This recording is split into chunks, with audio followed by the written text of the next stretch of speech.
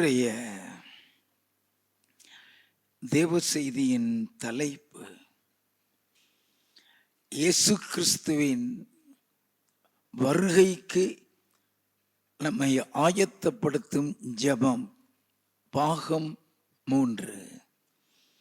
லூக்கா எழுதினதான சுவிசேஷம் 21வது அதிகாரம் 36வது வசனம். ஆகையால் இனி சம்பவிக்க போகிற இவைகளுக்கெல்லாம் நீங்கள் தப்பி மனுஷகுமாரனுக்கு முன்பாக நிற்க பாத்திரவான்களாக எண்ணப்படுவதற்கு எப்பொழுதும் ஜெபம் பண்ணி விழித்திருங்கள் என்றார். இயேசு கிறிஸ்துவின் வருகைக்கு நம்மளை ஆயத்தப்படுத்தக்கூடிய ஜெபத்தை குறித்து நாம் தொடர்ந்து தியானித்துக் கொண்டு இருக்கின்றோம். இயேசு கிறிஸ்துவின் வருகையை குறித்த எந்த விதமான பயமோ கவலையோ உணர்வோ இல்லாதபடி நாம் வாழ்ந்து கொண்டிருக்கிறபடினால் தேவனாகிய கர்த்தர் நம் மீது மிகுந்த கரிசனை உள்ளவராய் அவருடைய வருகைக்கு நாம் காணப்பட்டு எடுத்துக்கொள்ளப்பட தேவனாகிய கர்த்தர் எதிர்பார்க்கக்கூடிய பல வேத ரகசியங்களை நமக்கு சொல்லிக் கொடுத்து கொண்டு வருகின்றார். ஆண்டவர் இந்த வருகைக்கு ஆயத்தப்படுத்தக்கூடிய ஜெபத்தை நமக்கு சொல்லிக் கொடுக்கிறார் என்றால் இந்த சபை மீது கரிசனை உள்ளவராய் முழு சபையும் அவருடைய வருகையிலே காணப்பட வேண்டும் என்கிற நோக்கத்தோடு கூட சொல்லிக் கொடுத்து கொண்டு இருக்கிறார். இனி சம்பவிக்க போகிற இவைகளுக்கெல்லாம் நீங்கள் தப்பி மனுஷகுமாரனுக்கு முன்பாக நிற்க பாத்திரவான்களாக எண்ணப்படுவதற்கு எப்போதும் ஜெபம் பண்ணி விழித்திருங்கள் என்று சொன்னாரே. இனி சம்பவிக்க போகிற இவைகளுக்கெல்லாம் நீங்கள் தப்பி என்று சொல்லும் பொழுது அது உபத்திரவ காலத்தை குறிக்கிறது. அந்த உபத்திரவ காலத்திற்கு முன் வரக்கூடிய ரகசிய வருகையில் எடுத்துக்கொள்ளப்படுகிறதற்குண்டான காரியத்தை தான் சொல்லிக் கொடுத்து கொண்டு வருகிறார். உபத்திரவ காலம் என்று சொன்னால் மார்க்கு எழுதின சுவிசேஷம் 13வது அதிகாரம் 19வது வசனத்தில் இயேசு கிறிஸ்து சொன்னார், தேவன் உலகத்தை சிருஷ்டித்தது முதல் இதுவரை சம்பவியாததும் இனிமேலும் சம்பவித்திராததுமான உபத்திரவம் அந்நாளில் உண்டாயிருக்கும் என்று சொன்னார். நாம் பார்த்திராத உபத்திரவம், நாம் அறிந்திராத உபத்திரவ காலம் வருகிறது. அந்த உபத்திரவ காலத்தில் மாட்டிக்கொள்ளாமல் இருக்கதான் அதற்கு முன்பாக இயேசு கிறிஸ்து வருகிற ரகசிய வருகையில் மத்திய வானத்தில் வந்து அவர் நிற்கும் பொழுது அங்கே அவரோடு கூட எடுத்துக்கொள்ளப்பட்டு இயேசுவோடு கூட பரலோக ராஜ்யத்தில் நித்திய காலமாய் இருப்பதற்காகத்தான் நம்மை ஆயத்தப்படுத்தக்கூடிய ஜெபத்தை சொல்லிக் கொடுத்து கொண்டு வருகிறார். மத்தேயு எழுதின சுவிசேஷம் 24வது அதிகாரம் 44வது வசனத்தில் இயேசு கிறிஸ்து சொன்னார், நீங்கள் நினையாத நாளிகையிலே மனுஷகுமாரன் வருவார், ஆதலால் நீங்களும் ஆயத்தமாயிருங்கள் என்று சொன்னார். இதை குறித்து தேவனாகிய கர்த்தர் எசேக்கியேல் தீர்க்கதரிசி புஸ்தகத்திலும் எழுதி வைத்திருக்கிறார். எசேக்கியேல் தீர்க்கதரிசியின் புஸ்தகம் 38வது அதிகாரம் 7வது வசனத்தில் நீ ஆயத்தப்படு, உன் எல்லா கூட்டத்தையும் ஆயத்தப்படு என்றுதான் தேவன் சொன்னார். அதற்கு சரியான அர்த்தம் சபை மேய்ப்பனாக இருந்தாலும் சரி, சபை விசுவாசியாக இருந்தாலும் சரி, ஆயத்தமாய் இருக்க வேண்டும். அப்படி ஆயத்தமாய் இருக்கிறதற்காகத்தான் விழித்திருந்து ஜெபம் பண்ணுங்கள் என்று சொல்லுகிறார்.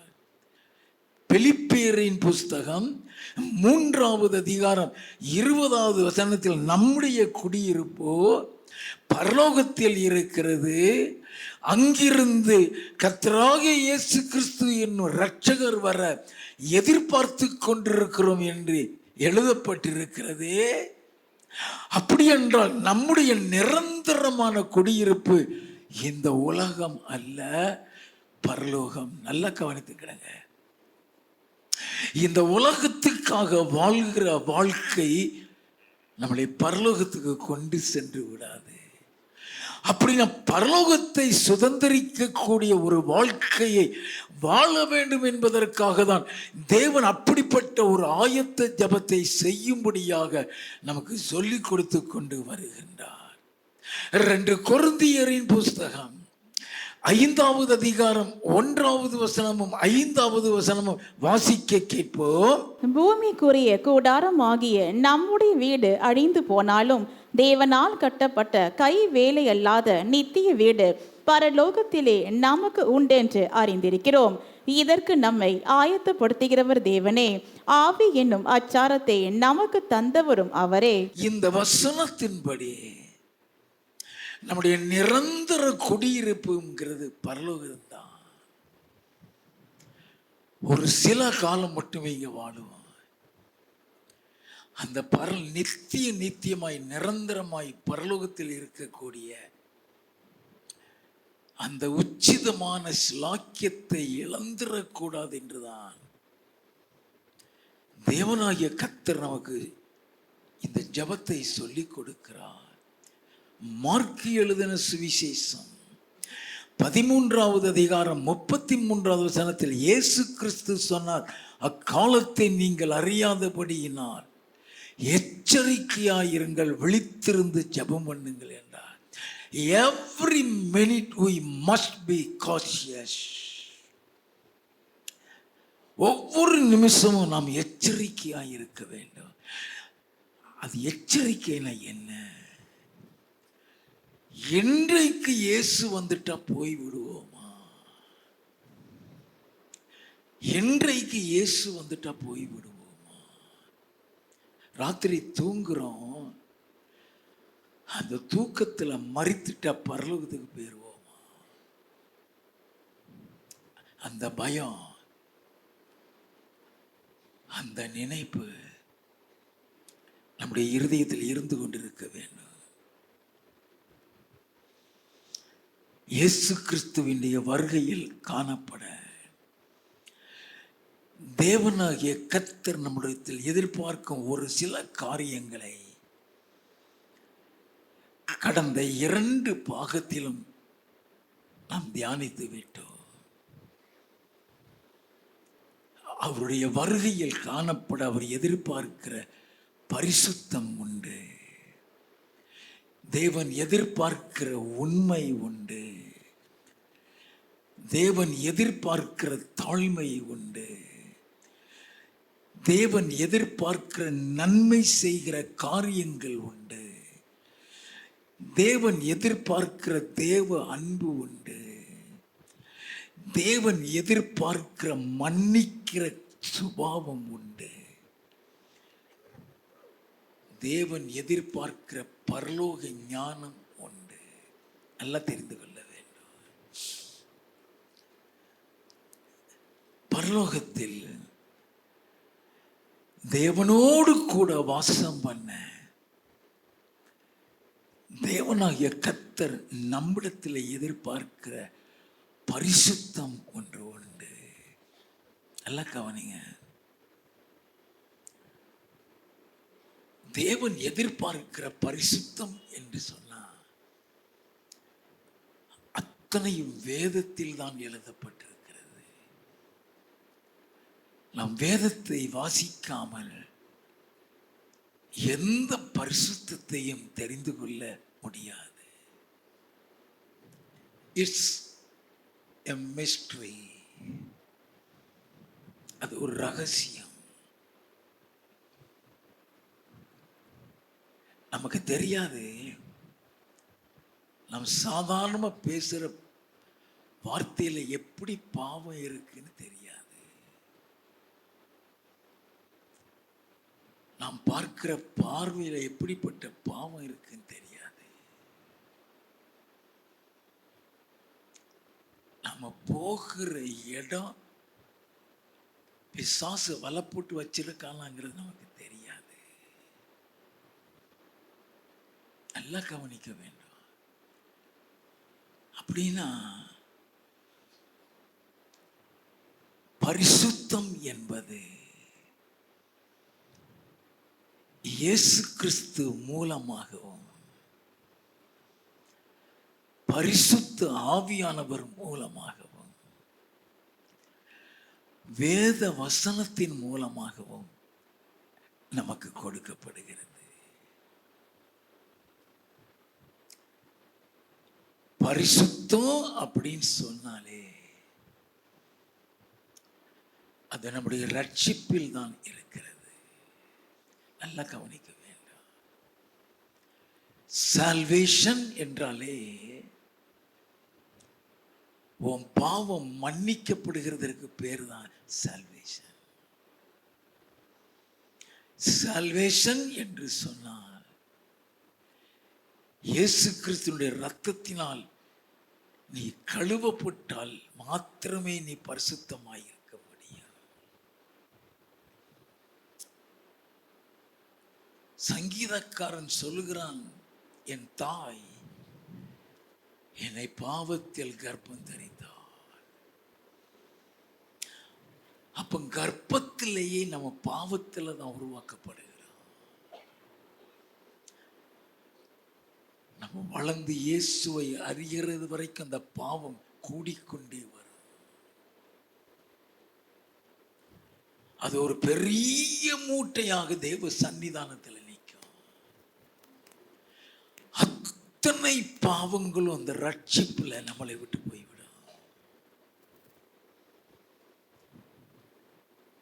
அந்த ரத்தம் தான் நம்மளை சுத்திகரிக்கும், பரிசுத்தப்படுத்தும். எல்லாம் கவனிங்க. The holiness begins from our salvation. Without salvation there is no holiness. நீ ரட்சிக்கப்படாம நீ எந்த பரிசுத்தமாய் இருக்க முடியும்? நீ ஏன் நினைச்சுக்கிடலாம் வேணா நான் பரிசுத்தமாய் இருக்கிறேன், அது பரலோகத்துக்கு கொண்டு போகாது. அதனாலதான் என் ஆண்டவர் இயேசு சொன்னார், யோவான் எழுதின சுவிசேஷம் 14வது அதிகாரம் 6வது வசனம். அதற்கு இயேசு, நானே வழியும் சத்தியமும் ஜீவனுமாயிருக்கிறேன், என்னாலே அல்லாமல் ஒருவனும் பிதாவினிடத்தில் வரான். இயேசு சொன்ன வார்த்தை, நானே வழி, நானே சத்தியம், நானே ஜீவன். I am the life, I am the truth. நல்லா கவனிங்க. I am the life சொல்லிட்டாலே அவர் தான் ஜீவன். I am the way, நானே வழி. அவர் மூலமா தான் மேல போக முடியும். அப்படின்னு அந்த இயேசு நமக்குள் வருகிற அனுபவம் இருக்குது. ரட்சிப்பின் ரகசியத்தை நாம் தெரிந்து கொள்ள வேண்டும். எது ரட்சிப்பு? 1 யோவானின் புஸ்தகம் 1வது அதிகாரம் 7 முதல் 9 வசனங்கள். அவர் ஒளியில் இருக்கிறது போல நாமும் ஒளியிலே நடந்தால் ஒருவரோடொருவர் ஐக்கியப்பட்டிருப்போம். அவருடைய குமாரனாகிய இயேசு கிறிஸ்துவின் இரத்தம் சகல பாவங்களையும் நீக்கி நம்மை சுத்திகரிக்கும். எதற்காக நம்முடைய பாவங்களை நீக்கி சுத்திகரிக்கிறது? அந்த ஒளிக்கு வருகிறது இருக்குதா? அந்த ஒளியோடு ஒரு ஐக்கியத்தை வைக்கிறது இருக்குதா? நல்லா தெரிந்துக்கிடுங்க. அந்த ஒளியோடு கூட நீ நடக்கிறது இருக்குதா? அதனால் தான் இயேசு கிறிஸ்துவின் ரத்தம் சகல பாவம்னா என்ன? நீ பிறந்த நாளிலே இருந்து இன்னைக்கு வரைக்கும் உள்ள சகல பாவங்கள், சகல பாவத்தை இன்னைக்கு சுத்திகரிக்கும். நமக்கு பாவம் இல்லை என்போமானால் நம்மை நாமே வஞ்சிக்கிறவர்களாயிருப்போம். நான் என்ன பாவம் செஞ்சிட்டேன்? நான் யாருக்கு துரோகம் பண்ணிட்டேன்? நான் யாருக்கு தீமை செஞ்சிட்டேன்? நான் சுத்தமா தான் இருக்கேன்னு சொல்லிட்டாலே நீ பரலோகத்தை இழந்து விட்டாய்.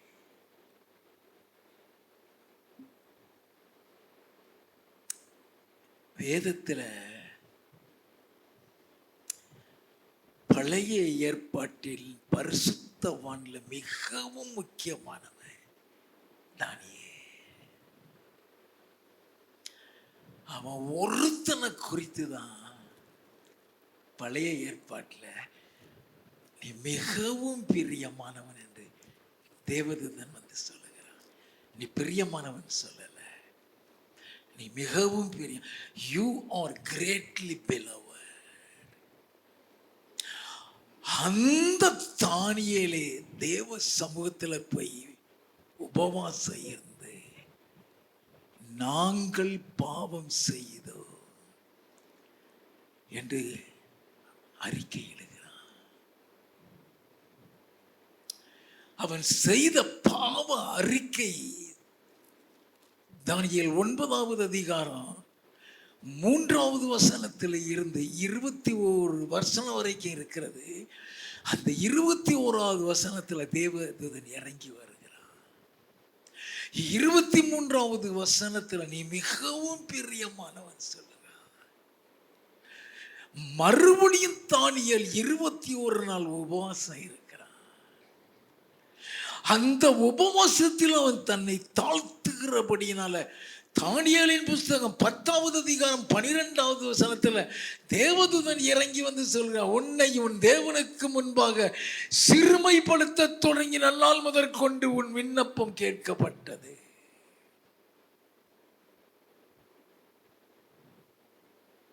நல்லா கவனிங்க. அவன் நல்லா தெரிந்து கொள்ள வேண்டும். அதனாலதான் 1 யோவான் 1:8 நமக்கு பாவம் இல்லை என்று சொல்லுவோமானால் நம்மை நாமே வஞ்சிக்கிறவர்களா இருப்போம், சத்தியம் நமக்குள் இல்லை. சத்தியம் என்னது? இந்த வசனம் ஒன்றை இல்லைன்னு அர்த்தம்.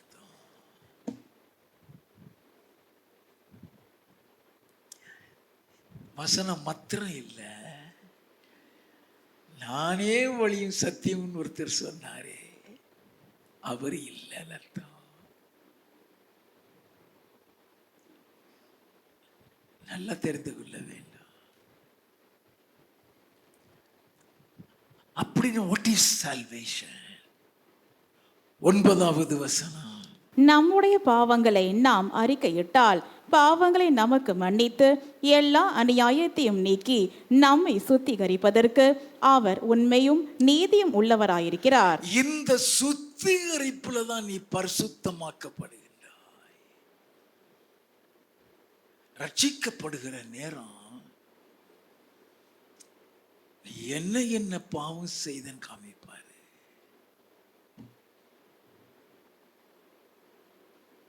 நீ யாருடைய இருதயத்தை வேதனைப்படுத்தினங்கிறதையும் காமிப்பாரு. அவரு காமிக்காம ஒண்ணு கூட ஞாபகம் வராது. அதை நீ அறிக்கை செய்ய வேண்டும். அதை நீ அறிக்கை செய்ய நீ கழுவப்படுவ, நீ பரிசுத்தமாக்கப்படுவ. அந்த பரிசுத்தம் என் ஆண்டவர் இயேசு கிறிஸ்து மூலமாய் கொடுக்கப்படுகிறது. நல்லா கவனிங்க. வெறுமையா நீ பரிசுத்தமாக்கப்பட்டேன் மாத்திரம் நினைச்சிடாதீங்க. What's the greatest blessing of that sanctification? அந்த பரிசுத்தத்தின் மிகப்பெரிய ஆசீர்வாதம் என்ன? கொலோசையரின் புஸ்தகம் 1வது அதிகாரம் 14வது வசனம். குமாரனாகிய அவருக்குள் அவருடைய இரத்தத்தினாலே பாவ மன்னிப்பாகிய மீட்பு நமக்கு உண்டாயிருக்கிறது. We are redeemed. உன் பாவம் மன்னிக்கப்பட்டது என்பது மாத்திரம் அல்ல, அந்த பாவத்தில் இருந்து நீ மீட்கப்பட்டிருக்கிறாய்.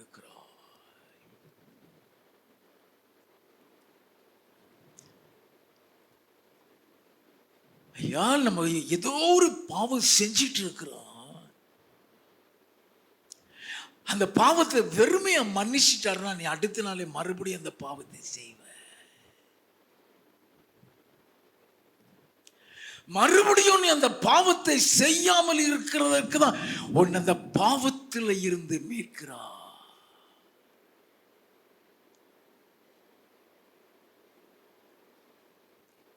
அந்த பாவத்தில் இருந்து நீ மீட்கப்பட்டதுக்கு அப்புறம் நீ பரிசுத்தவான் மாத்திரம் அல்ல, நீ ஒரு புதிய சிருஷ்டி.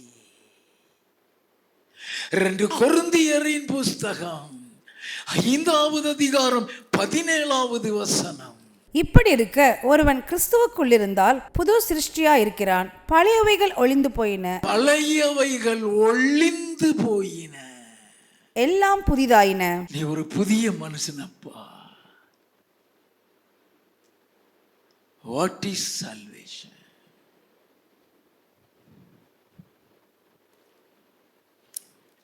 நீ ஒரு புதிய மனுஷன். பழைய குறை உன்கிட்ட இருந்ததுன்னா இன்னும் ரட்சிக்கப்படலைன்னு அர்த்தம்.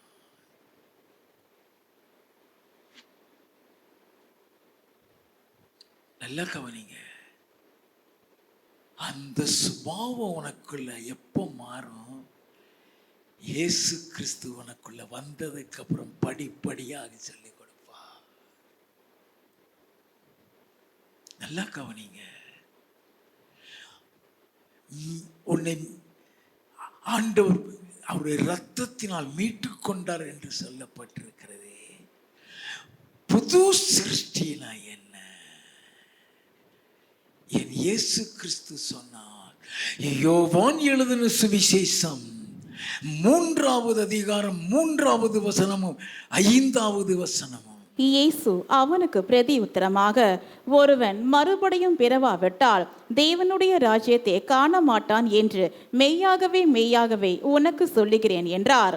இயேசு பிரதி உத்தரமாக, ஒருவன் ஜலத்தினாலும் ஆவியினாலும் பிறவாவிட்டால் தேவனுடைய ராஜ்யத்தில் பிரவேசிக்க மாட்டான் என்று மெய்யாகவே மெய்யாகவே உனக்கு சொல்லுகிறேன். அப்ப அந்த ரட்சிப்பு என்று சொல்லப்படுகிறது, இயேசு கிறிஸ்து நம்மளை பாவம் எல்லாத்தையும் மன்னித்து நீ செய்த பாவத்திலிருந்து உன்னை மீட்டு வெளியே கொண்டு வர்றாரு. அதுக்கு பேர் தான் புதிய சிருஷ்டி. அதுக்கு பேர் தான் மறுபடியும் பிறக்கிறது. அதுக்கு பேர் தான் மறுபடியும் பிறக்கிறது. அப்படி மறுபடியும் பிறந்ததற்கு அடையாளமாகத்தான் ஞானஸ்நானத்தை எடுக்கிறோம். அந்த ஞானஸ்நானத்தை குறித்து மார்க் 16:16 விசுவாசம் உள்ளவனாகி ஞானஸ்நானம் பெற்றவன் ரட்சிக்கப்படுவான், விசுவாசியாதவன் ஆக்கினை தீர்ப்புக்குட்படுவான் எழுதப்படும். அந்த ஞானஸ்நானமும் கிறிஸ்துவும் உனக்குள் வரும் பொழுது உன் பாவம் அடக்கம் செய்யப்படுகிறது. நீ மீட்கப்பட்டு ஒரு புதிய சிருஷ்டியாய் மாறின உடனே அடுத்த ஒரு காரியத்தை இந்த ரட்சிப்புல கர்த்தர் செய்கிறார். அவருடைய ரத்தம் உன்னை கழுவுகிறது மாத்திரம் அல்ல, அவருடைய ரத்தம் உன்னை பரிசுத்தமாக்குகிறது மாத்திரம் அல்ல, அந்த ரத்தம் உன்னை பரலோக தேவனிடத்துல கொண்டு போய் சேர்க்கிறது. கொலோசையரின் புஸ்தகம் 1வது அதிகாரம் 20வது வசனம். அவர் சிலுவையில் சிந்தின இரத்தத்தினாலே அவர் சிலுவையில் சிந்தின இரத்தத்தினாலே சமாதானத்தை உண்டாக்கி பூலோகத்தில் உள்ளவைகள் பரலோகத்தில் உள்ளவைகள் யாவையும் அவர் மூலமாய் தமக்கு ஒப்புரவாக்கி கொள்ளவும் அவருக்கு பிரியமாயிற்று. நல்ல கவனிங்க. We never knew the value of the death of Christ. ஏன் அந்த பாடுகள், ஏன் அந்த சிலுவை, ஏன் அந்த வேதனை, ஏன் அந்த ரத்தம் சிந்துதல் உங்களையும் என்னையும் பிதாட்ட கூட்டிட்டு போகிறதுக்குயா? அதனால் தான் ரோமரின் புஸ்தகம் 5வது அதிகாரம் 10வது வசனத்தில் அந்த ரகசியம் எழுதப்பட்டிருக்கு. வாசிப்போம். நாம் தேவனுக்கு சத்துருக்களாயிருக்கையில் அவருடைய குமாரனின் மரணத்தினாலே அவருடனே ஒப்புரவாக்கப்பட்டோமானால், தேவனுக்கு பாவத்து நிமித்தம் நம்ம தேவனுடைய சத்துருக்களாக மாறிவிட்டோம். தேவனுடைய சத்துருக்களாக அவருடைய குமாரனின் மரணத்தினாலே அவருடனே கூட ஒப்புரவாக்கப்பட்டோமானால், ஒப்புரவாக்கப்பட்ட பின் நாம் அவருடைய ஜீவனாலே ரட்சிக்கப்படுவது அதிக நிச்சயமாமே. அந்த ரட்சிக்கப்படுவது என்று சொல்லப்படுகிறது பரலோகத்தை சுதந்திரிப்பது. அதனால் தான் கொலோசியர் 1:20 அவருடைய இரத்தத்தினாலே தேவனோடு கூட நம்மளை ஒப்புரவாக்கினார் என்று எழுதப்பட்டிருக்கிறது. எவ்வளவு பெரிய காரியம்! உன்னை தேவனோடு கூட ஒப்புரவாக்குறதில் ஏற்படுத்துகிறார்னா நீ எப்படிப்பட்ட பரிசுத்தத்திற்குள் வருகிறாய். அப்ப இந்த பரிசுத்தம் இயேசு கிறிஸ்து மூலமாய் நமக்கு கொடுக்கப்படுகிறது. 1 கொரிந்தியரின் புஸ்தகம் 6வது அதிகாரம் 9 முதல் 11 வசனங்கள். அநியாயக்காரர் தேவனுடைய ராஜ்யத்தை சுதந்தரிப்பதில்லை என்று அறியீர்களா? வஞ்சிக்கப்படாதிருங்கள். வேசி மார்க்கத்தாரும் விக்கிராராதனைக்காரரும் விபச்சாரக்காரரும் சுய புணர்ச்சிக்காரரும் ஆண் புணர்ச்சிக்காரரும் திருடரும் பொருளாசைக்காரரும் வெறியரும் உதாசீனரும் கொள்ளைக்காரரும் தேவனுடைய ராஜ்யத்தை சுதந்தரிப்பதில்லை. எல்லாம் மரணத்துக்கு ஏதுவான பாவத்தை வரிசைப்படுத்தி இருக்கிறார். நல்ல கவனிங்க. எதுல இருந்து நம்மளை மீட்டுக் கொண்டா? எந்த பாவத்தில இருந்து நம்மளை மன்னித்து இருக்கிறார்? அப்ப நம்ம எப்படிப்பட்ட ஒரு பரிசுத்தமான வாழ்க்கையை நமக்கு எதிர்பார்ப்பா? வாசிப்போம். உங்களில் சிலர் இப்படிப்பட்டவர்களாய் இருந்தீர்கள். உங்களிலும் சிலர் எப்படிப்பட்டவர்களாய் இருந்தீர்கள்? ஆயினும் கர்த்தராகிய இயேசுவின் நாமத்தினாலும் கர்த்தராகிய இயேசு கிறிஸ்துவின் நாமத்தினாலும் நமது தேவனுடைய ஆவியினாலும். நமது தேவனுடைய ஆவியின் 2 காரியம் சொல்கிறார்.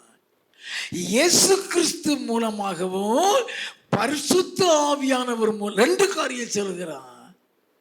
தேவனுடைய நாமத்தினாலும் தேவனுடைய ஆவியினாலும் கழுவப்பட்டீர்கள், பரிசுத்தமாக்கப்பட்டீர்கள், நீதிமான்களாக்கப்பட்டீர்கள். நல்ல கவனிங்கய்யா, நீதிமான்களாக்கப்பட்டீர்கள். நம்மளை நீதிமானாக்கினவர் இயேசு ஐயா.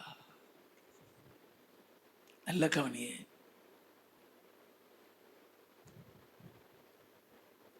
இவைகளுக்கெல்லாம் தப்பி மனுஷகுமாரனுக்கு முன்பாக நிற்க பாத்திரவான்களாய் எண்ணப்படுவதற்கு அப்போஸ்தலனாகிய பேதுரு சொல்கிறாரு, கர்த்தருடைய வருகைங்கிறது இரவுல திருடன் வர்ற விதமாயிருக்குமா? 2 பேதுருவின் புஸ்தகம் 3வது அதிகாரம் 10வது வசனத்தில் இருந்து, கர்த்தருடைய நாள் இரவிலே திருடன் வருகிற விதமாய் வரும். அப்பொழுது வானங்கள் மடமட என்று அகன்று போம், பூதங்கள் வெந்து உருகி போம், பூமியும் அதில் உள்ள கிரியைகளும் எரிந்து அழிந்து போம். இப்படி இவைகளெல்லாம் அழிந்து போகிறதா இருக்கிறபடியால் உலகமே அழிந்து போகிறதா நம்ம நிரந்தரமான நம்ம குடியும் இது நிரந்தரம் இல்லைன்னு சொன்ன உலகமே அழிந்து போகிறதா இருக்கிறபடியினால் நீங்கள் எப்படிப்பட்ட பரிசுத்த நடக்கையும் தெய்வ பக்தியும் உள்ளவர்களாய் இருக்க வேண்டும். எப்படிப்பட்ட பரிசுத்த நடக்கை!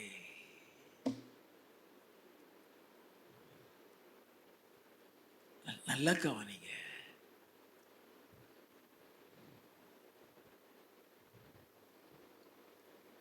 அந்த எப்படிப்பட்ட பரிசுத்தத்தை தேவன் எதிர்பார்க்கிறார்ங்கிறது நமக்கு தெரியாதனாலதான் சொல்லி கொடுக்கிறாரு.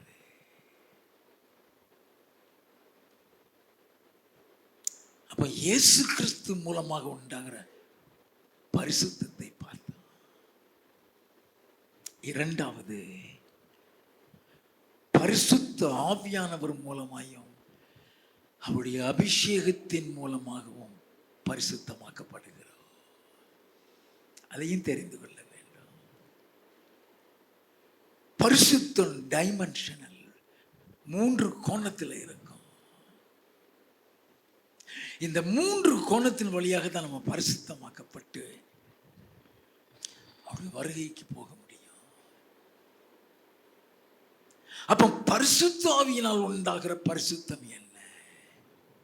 இப்ப வாசித்தோமே 1 கொரிந்தியரின் புஸ்தகம் 6வது அதிகாரம் 11வது வசனம். உங்களில் சிலர் இப்படிப்பட்டவர்களாய் இருந்தீர்கள். உங்களிலும் சிலர் எப்படிப்பட்டவர்களாய் இருந்தீர்கள்? ஆயினும் கர்த்தராகிய இயேசுவின் நாமத்தினாலும் நமது தேவனுடைய ஆவியினாலும் கழுவப்பட்டீர்கள், பரிசுத்தமாக்கப்பட்டீர்கள், நீதிமான்களாக்கப்பட்டீர்கள். எப்பொழுது நம்ம இயேசு இரத்தத்தில் கழுவப்படுகிறோமோ அதே நேரம் பரிசுத்த ஆவியானவரும் நம்மளை தூய்மை செய்கிறார். எல்லாம் கவனிக்க வேண்டும். இயேசு கிறிஸ்து தனிப்பட்ட முறையில் நம்மளுடைய இருதயத்தில் வந்து வாசம் செய்ய மாட்டார். பரிசுத்த ஆவியானவரோடு தான் நமக்குள்ள வருவார். அந்த பரிசுத்த ஆவியானவர் தான் இயேசுவை குறித்த சகல காரியத்தை நமக்கு சொல்லிக் கொடுப்பார். எல்லாம் கவனித்து கேளுங்க. தீத்துவின் புஸ்தகம் 3வது அதிகாரம் 5 முதல் 7 வசனங்களை வாசிக்க கேட்போம். நாம் செய்த நீதியின் கிரியைகளை நிமித்தம் அவர் நம்மை ரட்சியாமல் தமது இரக்கத்தின்படியே மறுஜென்ம முழுக்கினால், அது ஞானஸ்நானத்தை குறிக்கிறது. அது மறுபடியும் பிறக்கிற அனுபவத்தை குறிக்கிறது. மறு ஜென்ம முழுக்கினாலும் பரிசுத்த ஆவியினுடைய புதிதாக்குதலினாலும், அப்ப நம்மளை இயேசுவை போல மாற்றுகிறவர் அவர்தான். நம்ம அதை அறிந்து கொள்ள வேண்டும். அதனாலதான் பரிசுத்த ஆவியினுடைய புதிதாக்குதலினாலும் நம்மை ரட்சித்தார். தமது கிருபையினாலே நாம் நீதிமான்களாக்கப்பட்டு நித்திய ஜீவன் உண்டாகும் என்கிற நம்பிக்கையின்படி சுதந்திரராக்கத்தக்கதாக அவர் நமது இரட்சகராகிய இயேசு கிறிஸ்து மூலமாய் அந்த பரிசுத்த ஆவியை நம்மேல் சம்பூரணமாய் பொழிந்தருளினார். சம்பூரணமாய் எனத்துக்காக இந்த அபிஷேகம். எதற்கு இந்த அபிஷேகம்? பரிசுத்தமாய் வாழுகிறது. அவர் சொல்லிக் கொடுப்பாரு, இது தப்பு. அவர் சொல்லிக் கொடுப்பாரு யாரு எந்த நோக்கத்துல வந்து உட்கார்ந்து இருக்கிறாங்க, யாரு எந்த நோக்கத்தில் ஒன்று பேசுறாங்க, பழகுறாங்க, சொல்லிக் கொடுப்பாரு. உன்னை பரிசுத்தமா வைக்க சொல்லி கொடுப்பாரு. நீ உன் வீட்டுக்கு யாரையோ அழைக்கிற, அவங்க உன் வீட்டில் வந்து கர்த்தரை பத்தி பேசுறாங்களா, மற்றவங்களை பத்தி குறை சொல்றாங்களா? அப்படி மற்றவங்களை பத்தி குறை சொல்லும் பொழுது உன் வீட்டு தீட்டுப்படும். நல்லா தெரிந்து கொள்ள வேண்டும். இயேசு கிறிஸ்து நம்மளை பரிசுத்தமாக்குறது போல பரிசுத்த ஆவியானவர் பரிசுத்தமாக்குறாரு.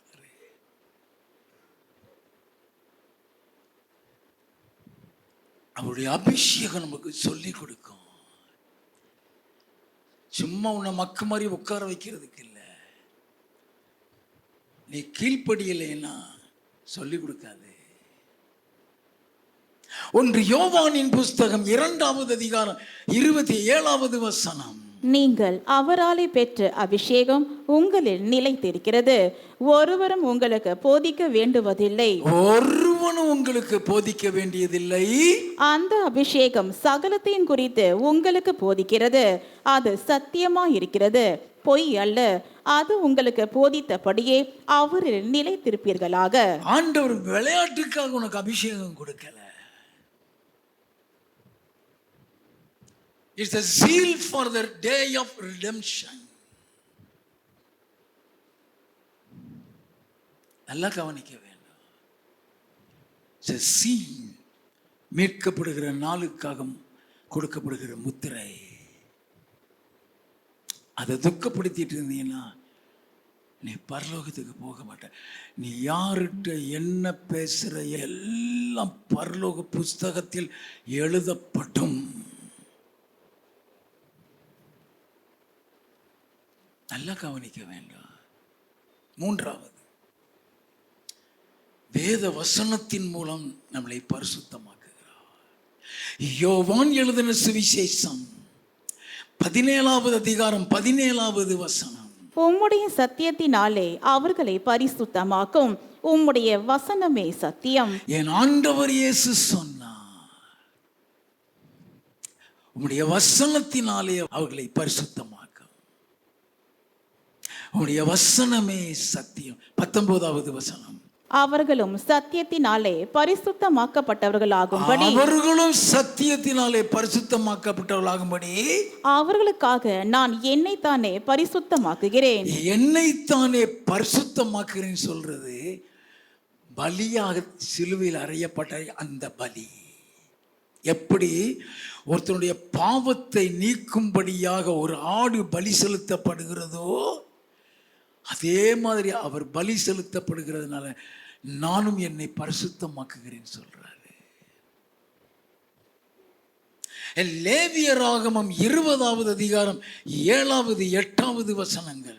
ஆதலால் நீங்கள் உங்களை பரிசுத்தப்படுத்தி பரிசுத்தராயிருங்கள், நான் உங்கள் தேவனாகிய கர்த்தர்.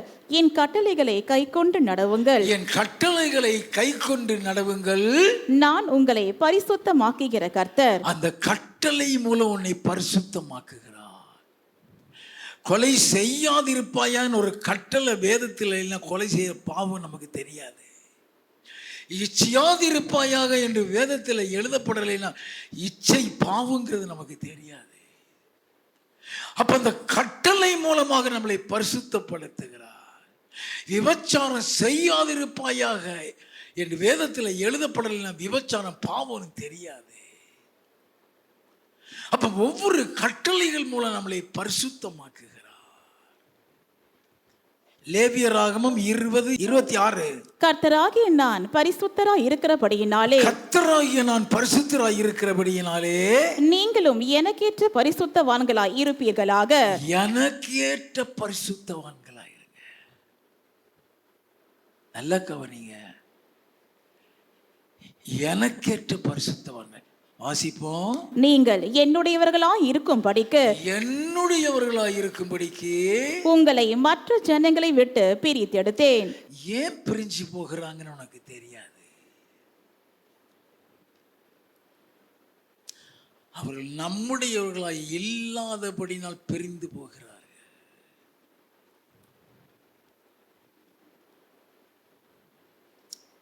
அதனாலதான் கர்த்தர் சொல்வார், நீங்கள் என்னுடையவர்களாய் இருக்கும்படி மற்ற ஜனங்களை விட்டு உங்களை பிரித்தெடுத்தே. God knows the heart. உன்னை மயக்கிறது மாதிரி அன்பா பேசலாம். அந்த அன்பு உண்மையாங்கிறத என் ஆண்டவர் மட்டும் அறிவார்.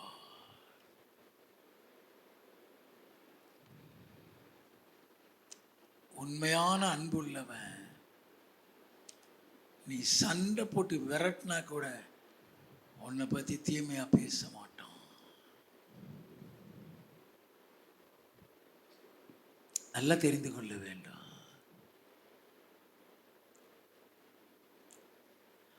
ஆண்டவர் வசனத்தின் மூலமாக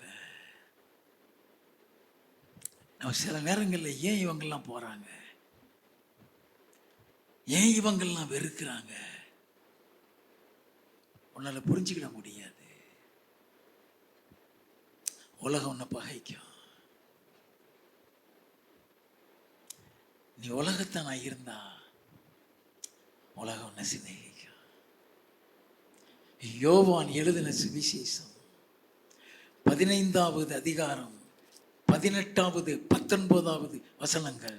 உலகம் உங்களை பகைத்தால் அது உங்களை பகைக்கிறதற்கு முன்னே என்னை பகைத்ததென்று அறியுங்கள். நல்லா கவனிக்க வேண்டும். அவரையே பகைச்சதுன்னா உன்னை கண்டிப்பா பகைக்கும். வாசிப்போம். நீங்கள் உலகத்தாராயிருந்தால் உலகம் தன்னுடையதை சிநேகித்திருக்கும். நீ உலகத்தானா இருந்தீனா உன் கழுத்துல கைய போட்டு குழாவிட்டு இருப்பாங்க. வாசிப்போம். நீங்கள் உலகத்தாராய் இராதபடியினாலும் நான் உங்களை உலகத்திலிருந்து தெரிந்து கொண்டபடியினாலும் உலகம் உங்களை பகைக்கிறது. உலகத்தார் உங்களை பகைப்பான். உன் கணவனாய் இருந்தாலும் சரி, உன் மனைவியாய் இருந்தாலும் சரி, அவங்க உலகத்தாராய் இருந்தா உங்ககிட்ட அன்பு காட்ட மாட்டார்கள்.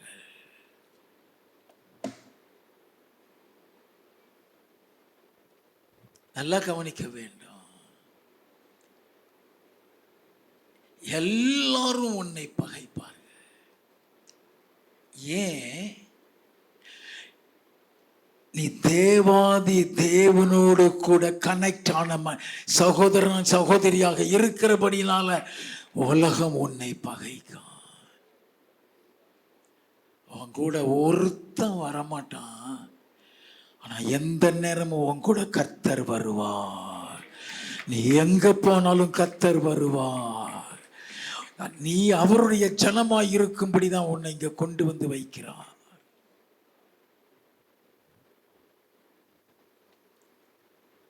நல்லா கவனித்துக் கொள்ளுங்க. நமக்கு தெரிந்திராத சில பரிசுத்தங்கள் இருக்கிறது. அது நம்மளை பரலோகத்துக்கு போக கூட ஆக்கிறான். நல்லா கவனிக்க வேண்டும். நம்ம அதை அறிந்து கொள்ள வேண்டும்.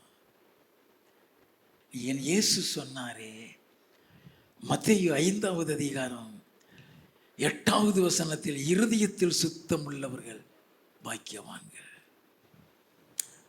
அவர்கள் தேவனை தரிசிப்பார்கள். நம்முடைய உண்டாகிற அத்தனை பாவமும் இருதயத்தில் தான் ஜெனரேட் ஆகும்.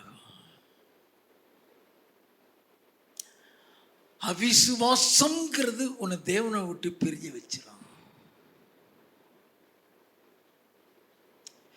விசுவாசங்கிறது பரிசுத்தங்கிறது நமக்கு தெரியாது.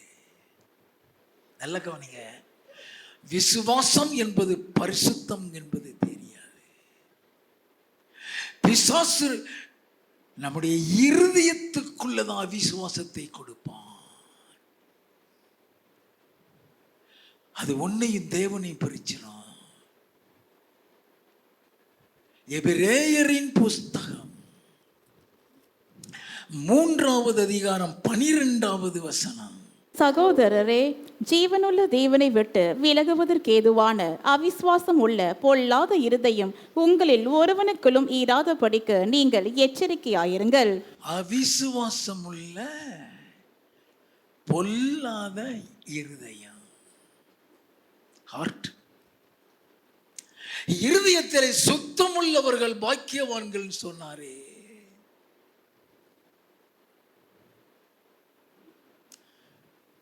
விசுவாசத்தையே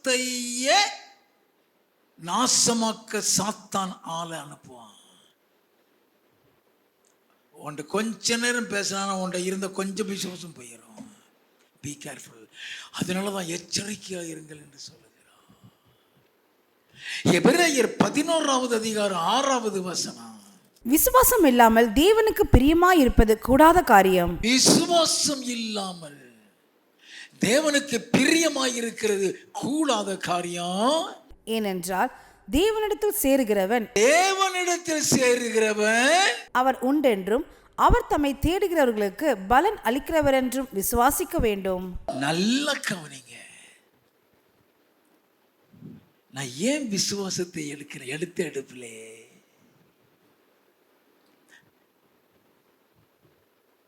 நமக்கு தெரியாது. ஒரு ரட்சிப்பே விசுவாசத்துல தான் இருக்கு. ஒரு ரட்சிப்பே விசுவாசத்துல தான் இருக்கு. எபேசியரின் புஸ்தகம் 2வது அதிகாரம் 8வது வசனம். கிருபையினாலே விசுவாசத்தை கொண்டு ரட்சிக்கப்பட்டீர்கள், இது உங்களால் உண்டானதல்ல, இது தேவனுடைய ஈவு. கிருபையினாலே, ரட்சிப்புங்கிறது அவருடைய கிருபை. அந்த ரட்சிப்பு விசுவாசத்தினால் தான் சொல்றாரு. எப்படி அது விசுவாசத்தினால? யோவான் எழுதின சுவிசேஷம் 1வது அதிகாரம் 12வது 13வது வசனங்கள். அவருடைய நாமத்தின் மேல் விசுவாசம் உள்ளவர்களாய் அவரை ஏற்றுக்கொண்டவர்கள் எத்தனை பேர்களோ அத்தனை பேர்களும் தேவனுடைய பிள்ளைகள் ஆகும்படி அவர்களுக்கு அதிகாரம் கொடுத்தார். அவருடைய நாமத்தின் மேல் விசுவாசம் உள்ளவர்களாய் அவரை ஏற்றுக்கொண்டவர்கள் எத்தனை பேர்களோ அத்தனை பேரும் தேவனுடைய பிள்ளைகளாகும்படி அதிகாரம்.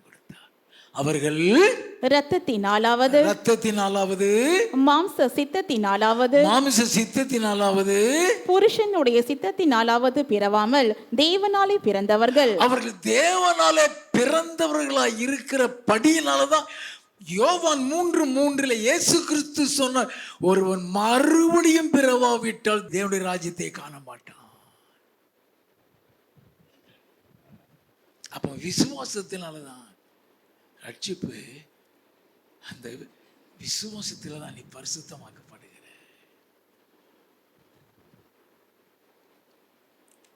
போக்கட்டும்.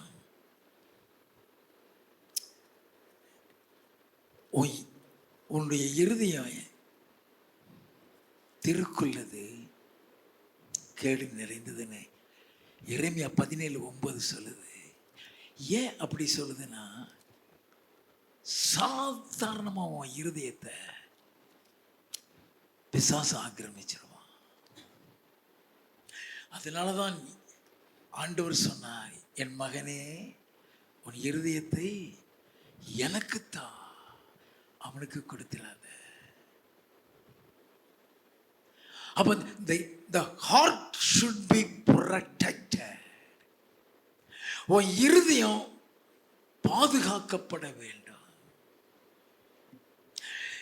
எப்படி உன் வீட்டில் இருக்கிற பணத்தையோ நகையையோ நீ பாதுகாப்பியோ, அதே மாதிரி இருதயத்தை பாதுகாக்கணுமா. நீதிமொழிகளின் புஸ்தகம் 4வது அதிகாரம் 23வது வசனம். எல்லா காவலோடும் உன் இருதயத்தை காத்துக்கொள். எல்லா காவலோடும் உன் இருதயத்தை காத்துக்கொள். அதனிடத்தில் நின்று ஜீவ ஊற்று புறப்படும். அதனிடத்தில் இருந்து எல்லா காவலோடும் உன் இருதயத்தை காத்துக்கொள் சொல்றாரு. அப்ப அந்த இருதயம் எப்படி டேமேஜ் ஆகிறதா வாசிப்போம். வாயின் தாறுமாறுகளை உன்னை விட்டு அகற்றி, வாயின் தாறுமாறுகளை,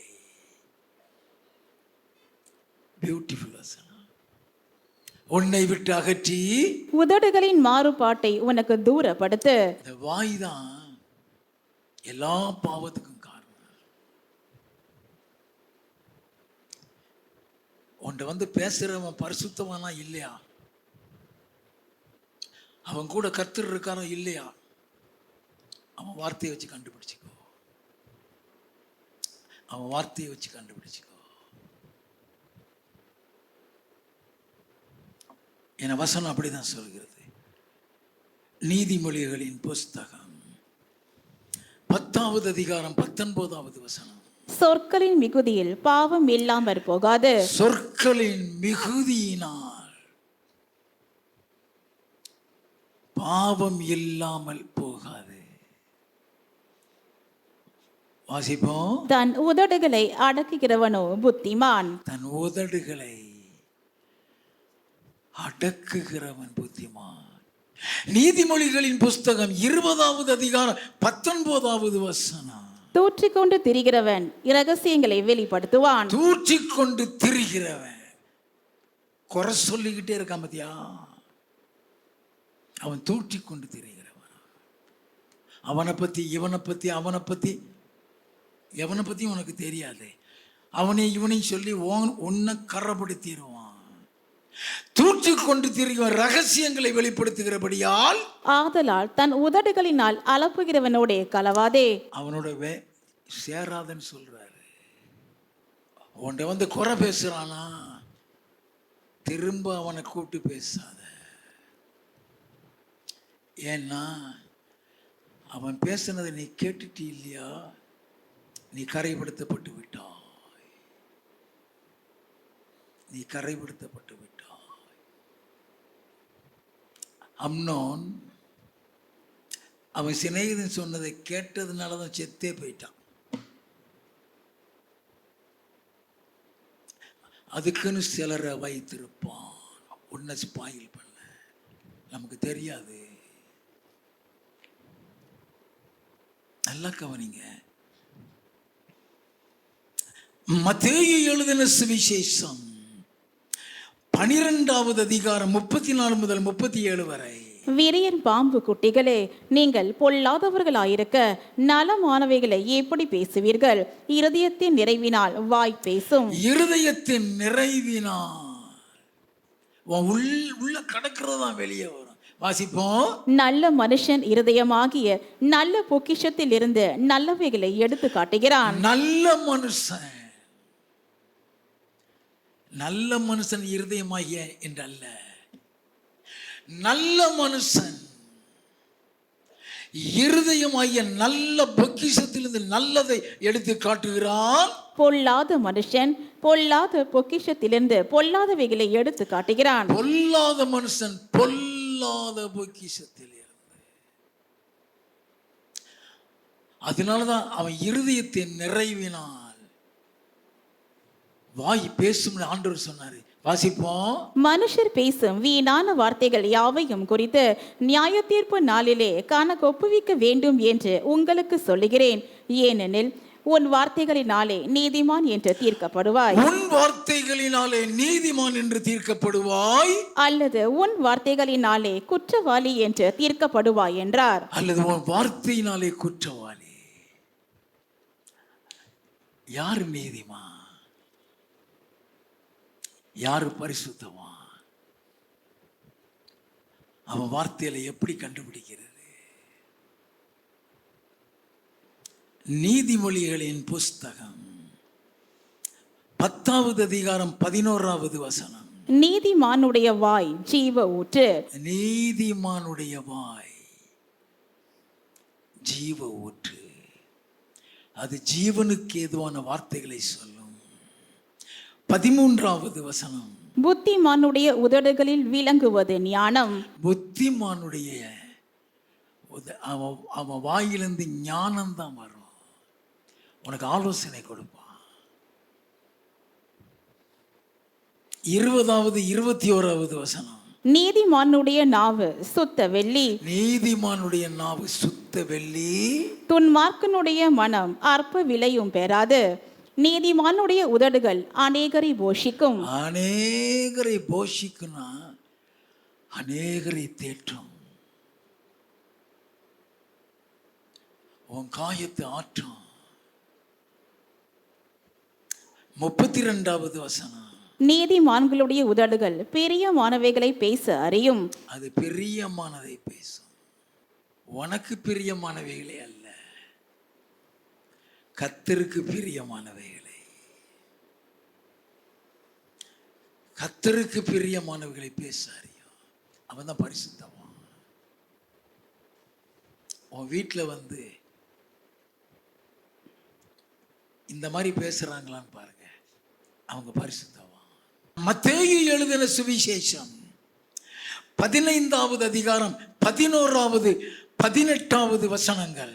வாய்க்குள்ளே போகிறது மனுஷனை தீட்டுப்படுத்தாது, வாயில் இருந்து புறப்படுகிறதே மனுஷனை தீட்டுப்படுத்தும் என்றார். இயேசு கிறிஸ்து சொன்னார், வாய்க்குள்ள போகிறது தீட்டுப்படுத்தாது, வாயிலிருந்து புறப்படுகிறது தீட்டுப்படுத்தும். 18வது வசனம். வாயில் இருந்து புறப்படுகிறவைகள் இருதயத்தில் இருந்து புறப்பட்டு வரும், அவைகளே மனுஷனை தீட்டுப்படுத்தும். உன் இருதயம் எப்படி இருக்குதோ அதுதான் உன் வாயிலிருந்து வரும். உன் இருதயத்தின் நிறைவினால தான் வாய் பேசும். அந்த இருதயம் பரிசுத்தமாய் இருந்தா அந்த வாயில தீமை வராது, அந்த வாயில பாவம் வராது, அந்த வாய் குற்றப்படுத்தாது, குறை சொல்லாது, அந்த வாய் பொய் சொல்லாது, அந்த வாய் கெட்ட வார்த்தை பேசாது, அந்த வாயில சாபம் வராது, ஆசீர்வாதம் வரும். நல்லா கவனிங்க. அப்போஸ்தல நடவடிக்கைகளின் புஸ்தகம் 5வது அதிகாரம் 3வது வசனம். பேதுரு அவனை நோக்கி, அனனியாவே, நிலத்தின் கிரயத்தில் ஒரு பங்கை வஞ்சித்து வைத்து பரிசுத்த ஆவியினிடத்தில் பொய் சொல்லும்படி சாத்தான் உன் இருதயத்தை நிரப்பினதென்ன? யாரு நிரப்புனாவா? எதை நிரப்புனானா? இருதயம். இருதயத்தை நிறைவினால் வாய் பேசும்.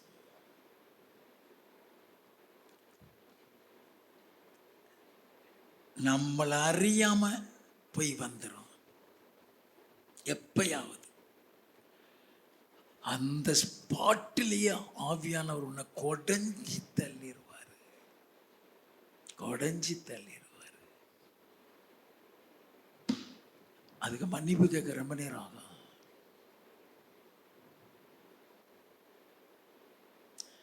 அவர் மன்னிச்ச உடனே உன் இருதயத்தில் ஒரு சமாதானம் வரும். நல்லா கவனிங்க.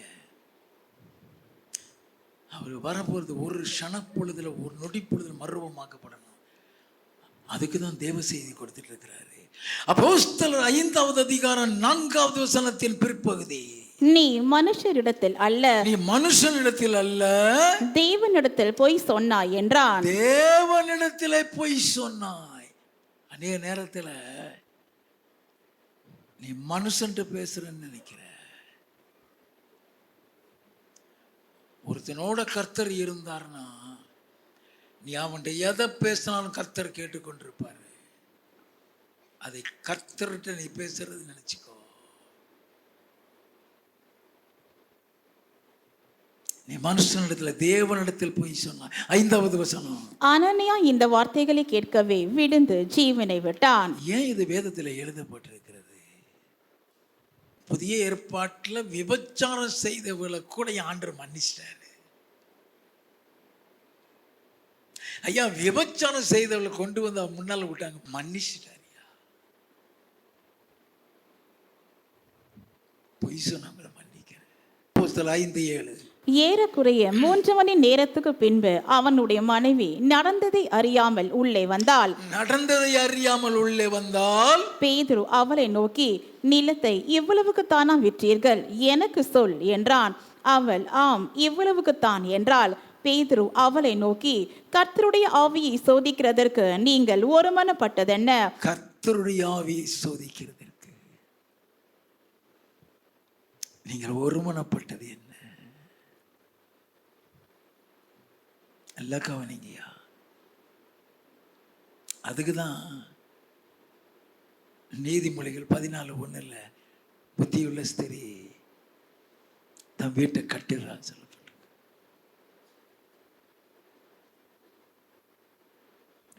நீதிமொழிகள் 18:22 புத்தியுள்ள ஸ்திரீ கர்த்தர் கொடுக்கிற ஈவன் எழுதப்பட்டிருக்கு. அவ கூட சேர்ந்து ஒத்துழைக்கிறதுக்கு இல்லை, அவ உனக்கு கொடுக்கப்பட்டிருக்கிறது உன்னை திருத்துறதுக்கு தான்.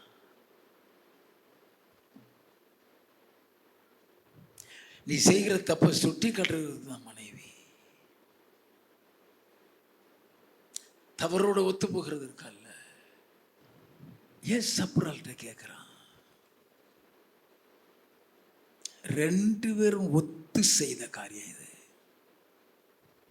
நல்ல கவனிங்க, ரெண்டு பேரும் ஒத்து செய்த காரியம்.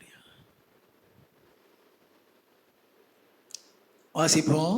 இதோ உன் புருஷனை அடக்கம் பண்ணினவர்களுடைய கால்கள் வாசற்படியிலே வந்திருக்கிறது. இதோ உன் புருஷனை அடக்கம் பண்ணின கால்கள் வாசல் படியிலே வந்திருக்கிறது, உன்னையும் வெளியே கொண்டு போவார்கள் என்றான். உடனே அவள் அவனுடைய பாதத்தில் விழுந்து ஜீவனை விட்டாள். அவன் பாதத்தில் விழுந்து ஜீவனை விட்டாள். போய் வாயை திறந்தா போய் நியாய தீர்ப்புல போய் நிற்போம். நியாய தீர்ப்புல போய் நிற்போம். அவ்வளோ ஈஸியா பரலோகத்துக்கு போயிட முடியாது. அதுக்காக தான் நமக்கு சொல்லி கொடுக்கிறான். அல்லேலூயா.